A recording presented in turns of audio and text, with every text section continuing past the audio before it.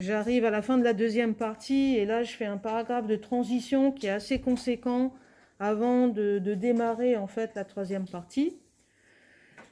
Donc voilà ce paragraphe de transition. Nous voici alors arrivés à une impasse. D'un côté, reconnaître qu'un animal peut être ami d'un homme semble relever d'un anthropomorphisme naïf, où l'homme s'invente un ami en l'animal pour toutes sortes de raisons.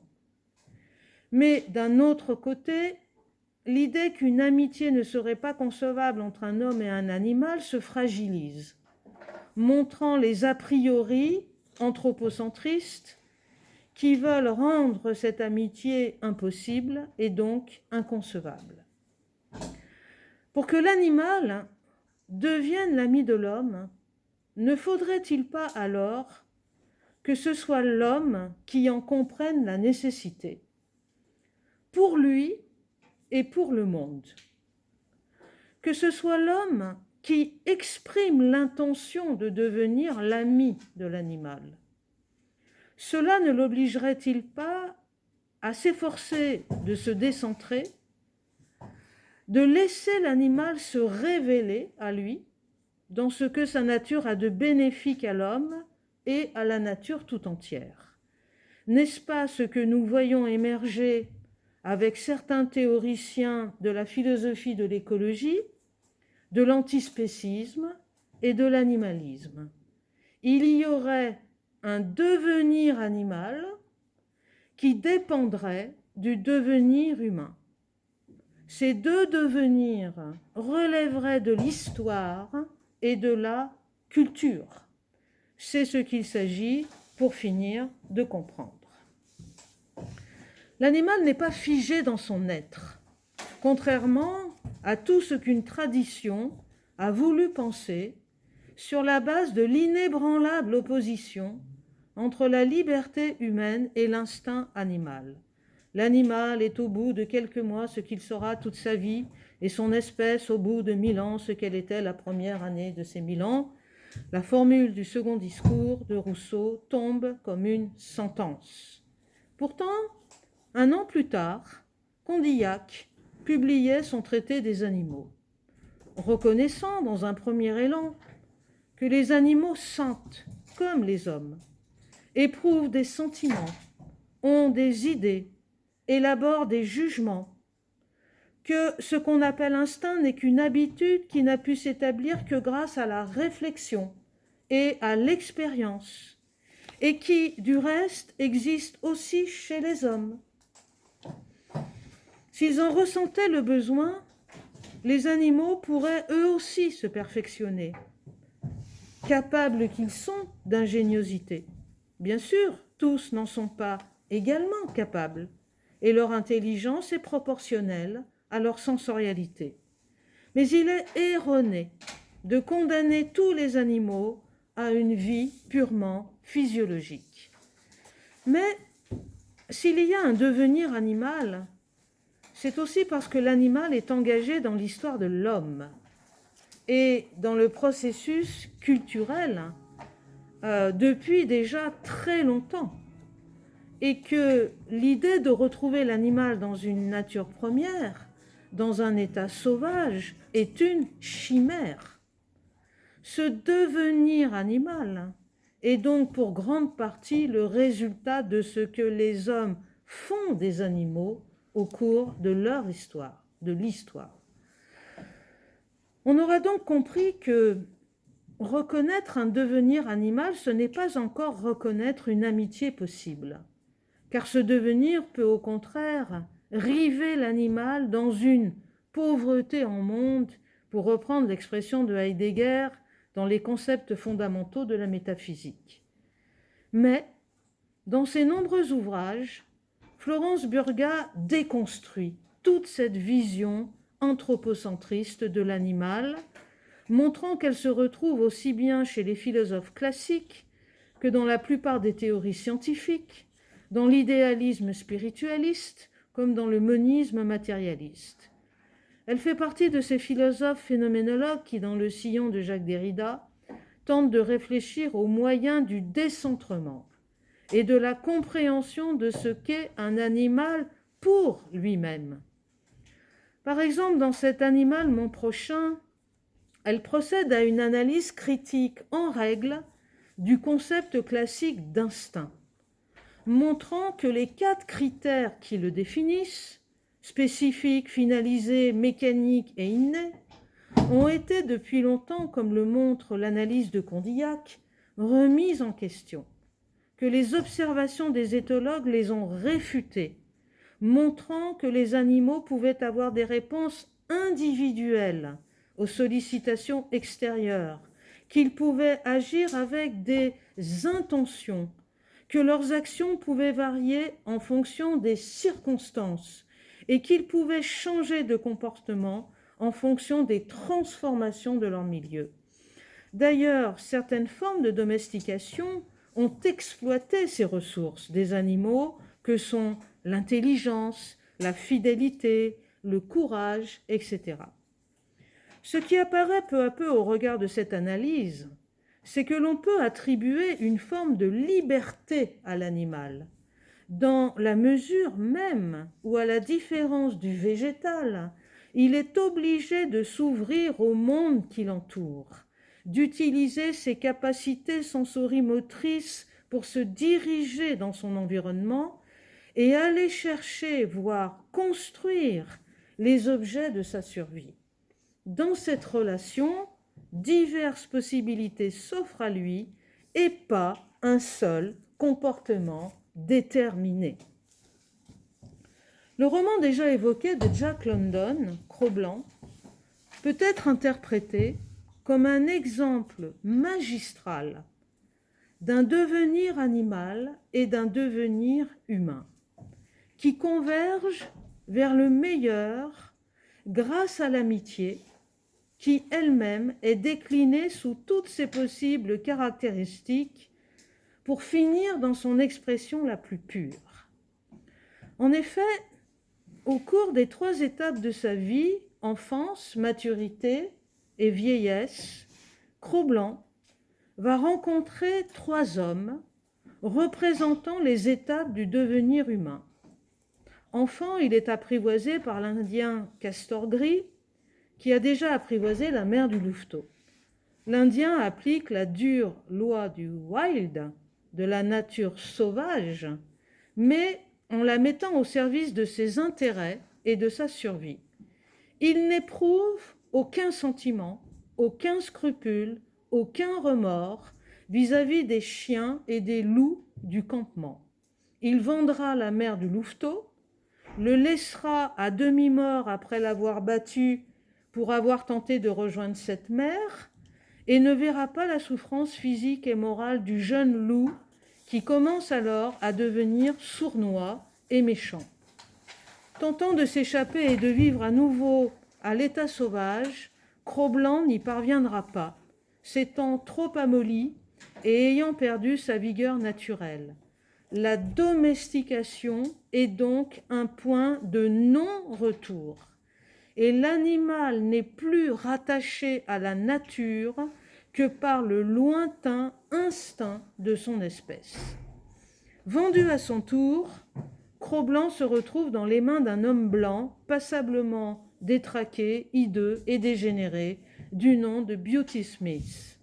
D'une cruauté sans limite, ce second propriétaire représente le degré le plus bas de la déchéance humaine, l'expression de tous les vices provoqués par la corruption sociale, l'oubli total de la nature. Gagnant de l'argent en le faisant concourir à des combats de chiens, il attache Cro-Blanc, l'enferme et ne le nourrit pas, de façon à ce qu'il soit complètement déchaîné lorsqu'il se retrouve lâché contre un adversaire. Dans ces luttes à mort, Cro-Blanc devient si fort et si sanguinaire que le maître décide de le mettre face à un bulldog qui réussit à le serrer à la gorge. Cro-Blanc agonise sous les coups du maître jusqu'à l'arrivée d'un homme jeune du nom de Mr. Scott qui réussit à libérer Cro-Blanc.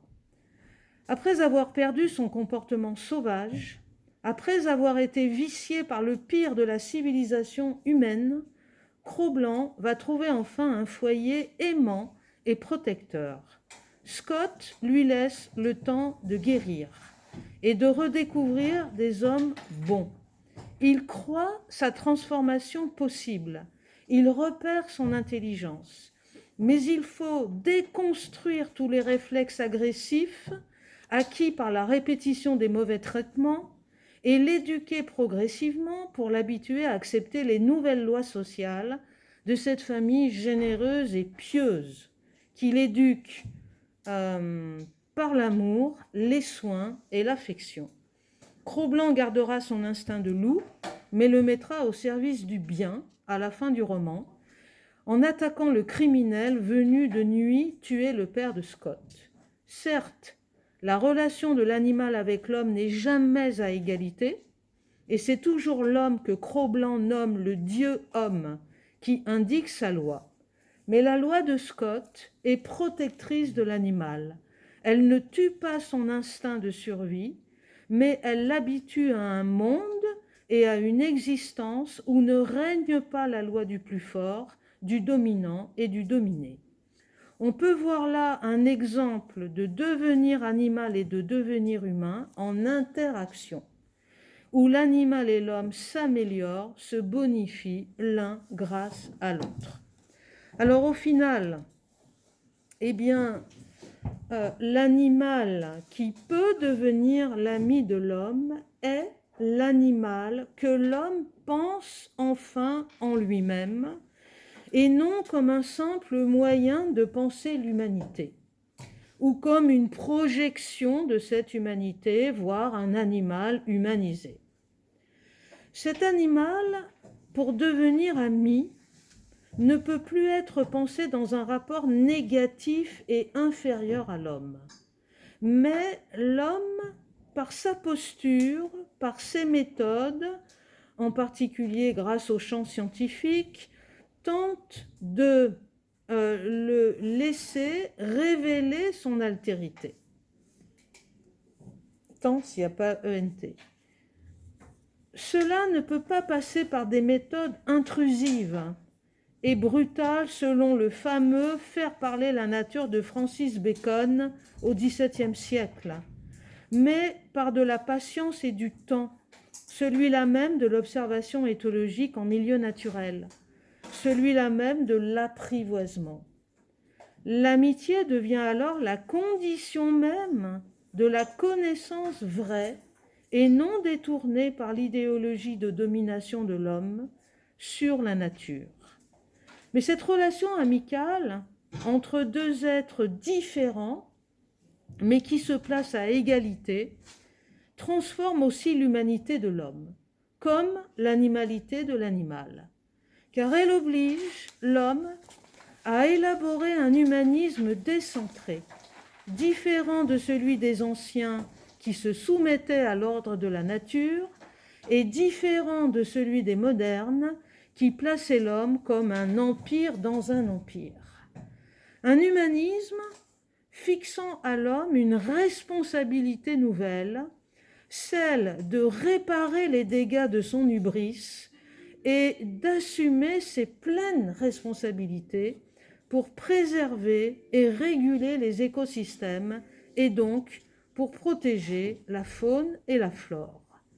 Cette relation amicale est donc bien la condition d'un devenir d'une relation plus apaisée et plus respectueuse des différences, devenir aussi de l'essence même de l'homme et de l'animal.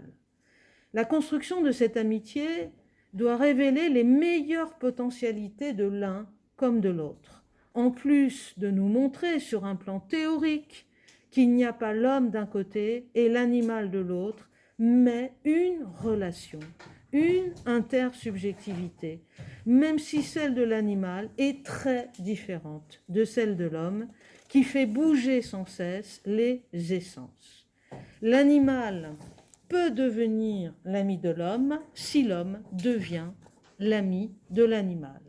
À la question « Pourquoi avoir choisi cet animal pour ami ?», on pourrait donc, à la manière de Montaigne, répondre parce que c'était lui, parce que c'était moi, mais on doit surtout ajouter parce que c'était nous.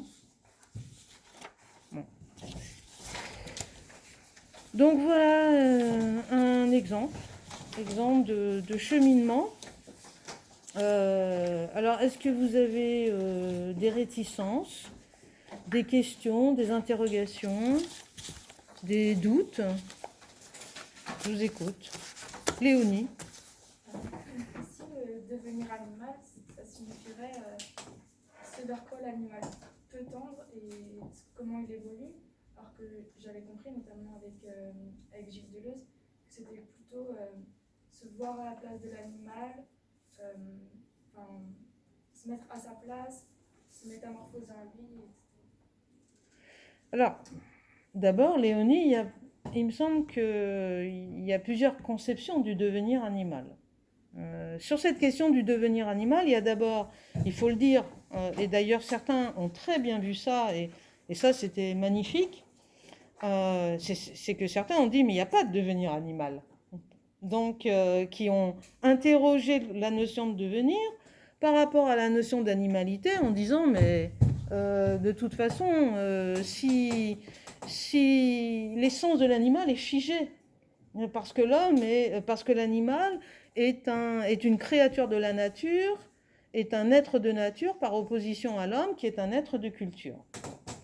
C'est une position. Je ne la partage pas, mais je veux bien qu'on essaye de m'en convaincre.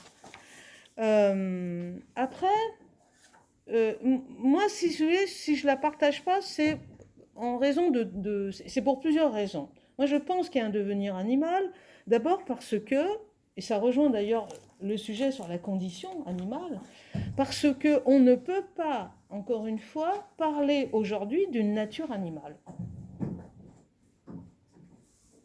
C'est une construction théorique. Alors, si on en parle, il faut qu'on convienne du fait que c'est une construction théorique. Si vous voulez, c'est comme quand Rousseau nous parle de l'état de nature.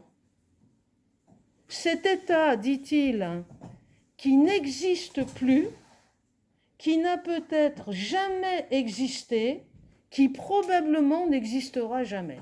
C'est cette fameuse phrase de la préface du discours sur l'origine et les fondements de l'inégalité.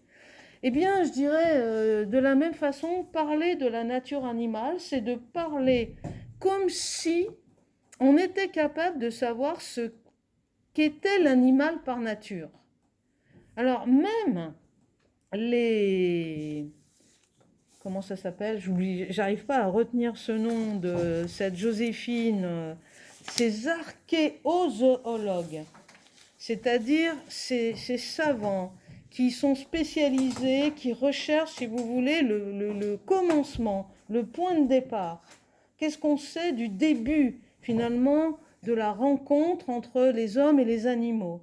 Eh bien, même donc, ces savants-là vous diront, mais de toute façon, ce qu'on en sait, on ne le sait que parce qu'il y a eu la domestication. C'est-à-dire ce qu'était l'animal avant la domestication, eh bien, on ne sait pas ce que c'est. On n'en sait rien. Donc, voilà, tout simplement. Donc, à partir du moment où l'animal est embarqué dans l'histoire de l'homme, il y a un devenir animal. Et vous ne pouvez pas comparer la vache laitière d'aujourd'hui avec la vache laitière de vos arrière-grands-parents paysans. C'est pas la même vache. Même si c'est pas le même lait non plus d'ailleurs, bizarrement. Donc, l'animal est pris dans ce devenir historique. Alors maintenant, vous allez me dire, oui, mais quand on parle du devenir animal, on n'est pas en train de parler d'un devenir provoqué par l'homme, voulu par l'homme, donc devenir culturel, mais qu'on est en train de se poser aussi la question des potentialités de l'animal. Et ça, si vous voulez, ça ouvre un très grand espace, à la fois pour les philosophes et les scientifiques d'aujourd'hui. C'est qu'effectivement, on ne connaît pas les potentialités d'un animal. Donc un animal, c'est un potentiel. quelle que soit d'ailleurs son espèce. Alors on sait qu'il y a des espèces à plus haut potentiel que d'autres. Et Condillac est intéressant là-dessus parce que il est intéressant par ses hésitations. Moi, je vous ai parlé de la première partie du traité. Dans la deuxième partie du traité, il va revenir un peu en arrière. Il est intéressant parce que quand il parle de l'instinct, à la fois il dit il n'y a pas d'instinct au sens où l'animal serait figé une fois pour toutes et à un certain type de comportement, parce qu'en réalité, l'animal, il a des sensations, il les compare, donc il est capable d'intelligence, il est capable de réflexion, et même dit Condillac qu'il est capable de jugement. Donc il est capable de faire des choix. Évidemment, plus il a une sensorialité qui est riche, plus il va avoir aussi une intelligence développée. Plus sa sensorialité est pauvre, plus son intelligence sera limitée. Ce que nous dit Condillac, c'est que on attribue l'instinct à l'animal, mais en réalité l'homme aussi a des instincts. Au sens d'habitude, au sens où Condillac va l'entendre, c'est-à-dire des habitudes qui se sont constituées par l'expérience et qui figent le comportement. Regardez-vous, regardez autour de vous, et vous verrez que dans nos vies quotidiennes, nous avons quelques lueurs d'intelligence de temps en temps. Par exemple, vous beaucoup, puisque vous travaillez beaucoup, mais dans la plupart du temps dans notre vie quotidienne, nous réagissons par des comportements qui sont des comportements habituels et qui sont des comportements figés et qui sont figés parce que ce sont les comportements les mieux adaptés à cette vie quotidienne. Voilà. Et vous vous en rendez compte, par exemple, moi je m'en suis rendu compte parce que là je suis obligée de prendre des transports en commun. Et j'avais un peu perdu l'habitude. Le métro, je le prends facilement, mais les bus, bon. Et alors, c'est très très amusant de faire quelque chose de nouveau.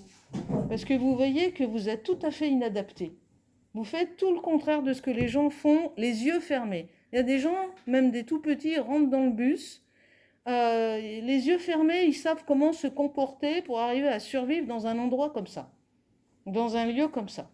Mais si vous l'avez jamais fait, ou s'il y a très longtemps que vous ne l'avez pas fait, eh bien, ça va être très fatigant parce qu'il va falloir remettre en place des comportements qui sont des comportements qu'on dit instinctifs parce qu'on pense qu'il n'y a pas de choix, qu'il n'y a pas d'intentionnalité, qui sont mécaniques et qui sont figés, mais qui sont en réalité totalement adaptés aux situations.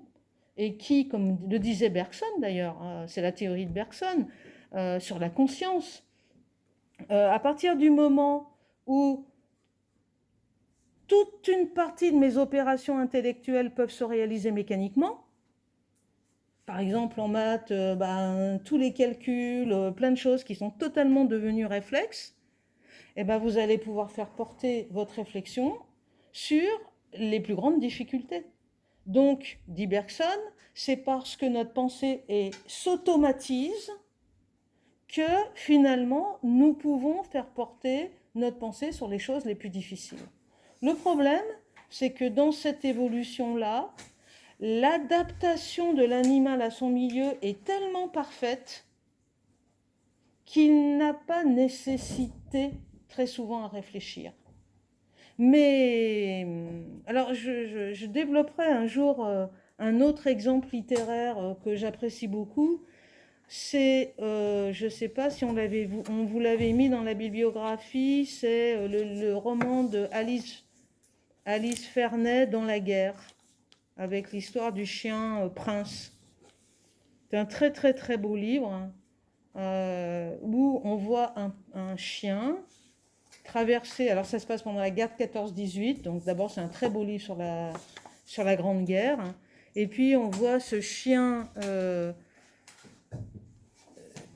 qui est jeune, qui voit son maître partir à la guerre et qui va en mourir, et qui s'évade.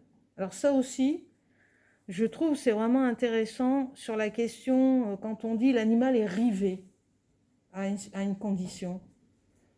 On aurait pu avoir le même raisonnement sur les esclaves d'autrefois, en disant, regardez ces esclaves, de toute façon, ils sont rivés, ils sont faits pour être esclaves. La preuve, c'est qu'ils ne s'échappent pas. Il n'y en a que très peu qui s'échappent. Dans l'ensemble, ils supportent très très bien leurs conditions. Mais c'est complètement pervers de développer des raisonnements comme ça. En réalité, un animal dans un abattoir, il peut difficilement s'échapper. Tout simplement. Mais l'animal, s'il n'est pas heureux de la condition qui lui est donnée, il va s'échapper. Tout animal va s'échapper. Il va s'échapper du zoo s'il le peut. Il va s'échapper de la maison de ses maîtres s'il le peut. Donc il y a bien quelque chose qui permet de dire qu'il n'est pas totalement déterminé dans le comportement, dans son comportement, et que d'une certaine façon, il peut ouvrir un choix. Alors bref, ce chien, pas collet anglais, collet belge, je crois, va traverser toute la France, puisqu'ils habitent près de Bordeaux, ce sont des paysans, et dans les Landes, et il va retrouver son maître dans les tranchées au moment de la bataille de la Somme, justement. Et cet animal va être entraîné pour devenir un animal de guerre, un chien de guerre. Et là, ce qui est vraiment, l'auteur a écrit très très bien, et elle montre comment cet animal, il a un potentiel extraordinaire. Et ce potentiel, en fait, va être exploité par lui et par les hommes à cause de la situation donnée. Donc, en fait, il est dans une telle situation que pour survivre, pour protéger son maître et pour protéger les hommes de la compagnie, il est obligé, si vous voulez, de déployer ses potentialités. Et donc, son intelligence est totalement révélée par la guerre. Au point que son maître, qui voue une haine absolue à la guerre, en vient à presque aimer cette situation parce qu'il voit les potentialités de son chien se développer d'une façon extraordinaire. Alors, après, vous m'avez beaucoup cité Deleuze, aussi bien pour le premier sujet que pour le second. C'est bien. Enfin, d'abord, moi, je trouve que c'est bien. J'apprécie beaucoup de voir à quel point vous devenez autonome dans votre réflexion. Et mon objectif, c'est toujours que dans quelques mois, vous n'ayez plus besoin de moi. Je pense qu'il y en a un certain nombre qui quasiment n'ont plus besoin de moi. Voilà, pour avancer, pour progresser. Et ça, pour moi, c'est vraiment une vraie réussite. Donc, mais il y a des choses encore qui vous échappent un peu. Donc, je vais développer. Je sais qu'il faut que je développe Husserl, Heidegger, Deleuze, bien sûr, Derrida, bon, on a un petit, je verrai. Deleuze a il a une pensée intéressante par rapport à l'animal, hein, mais qui me semble, enfin, à laquelle moi je n'adhère pas. Quand il parle, par exemple, qu'il faut avoir un rapport animal avec l'animal, ça me laisse extrêmement songeuse. Parce que ça présuppose donc qu'il y aurait une forme d'animalité en l'homme. Et donc on est toujours dans quelque chose qui pour moi est de l'ordre de la construction. Et d'une construction qui, ma foi, cette idée qu'il y aurait une animalité en l'homme, je trouve que c'est quelque chose qui est assez difficile à fonder, même quand on va chercher Darwin. Parce que je ne pense pas d'ailleurs que ce soit ce que Darwin ait voulu dire. Ce que Darwin dit, c'est que l'homme est un animal parmi d'autres. Mais il n'y a pas l'idée que l'homme aurait eu une animalité première et que petit à petit, il se serait éloigné de cette animalité première pour aller vers son humanité. Ça, c'est kantien. Ça, c'est rousseauiste. Ça, c'est l'humanisme moderne. Mais il me semble que ça ne peut pas être l'humanisme contemporain. Et qu'on est dans une construction ici, encore une fois, qui est très discutable. Bon. Donc, alors, pour le coup, je préfère la posture de Derrida qui, lui, dit on ne peut pas confondre l'homme et l'animal. On a deux essences complètement différentes. Et penser un devenir animal, c'est aussi penser une animalité en mouvement et en soi, c'est-à-dire une animalité qu'on ne peut pas ramener à une sous-humanité ou une surhumanité ou tout ce que vous voulez. Voilà. Donc, je suis là-dedans en ce moment. Donc, et ce que je suis en train de découvrir, c'est que Heidegger a figé l'animal, l'a catalogué dans cette espèce de pauvre en monde, et que face à Heidegger, vous avez Husserl qui lui conteste, alors donc deux phénoménologues, mais Husserl va exactement remettre en question ce que dit Heidegger, en disant que on ne peut pas définir l'animalité comme une pauvreté en monde.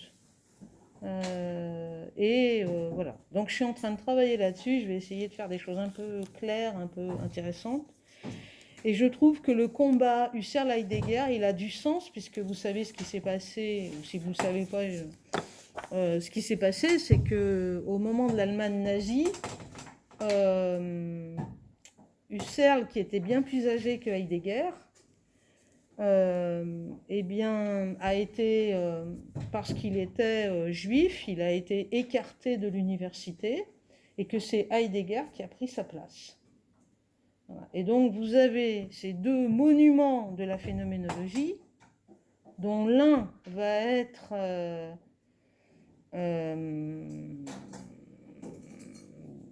va aller dans le sens du mouvement nazi et de l'histoire, de toute cette histoire, et l'autre, je dirais l'un va être en quelque sorte un bourreau, là où l'autre va en être une victime.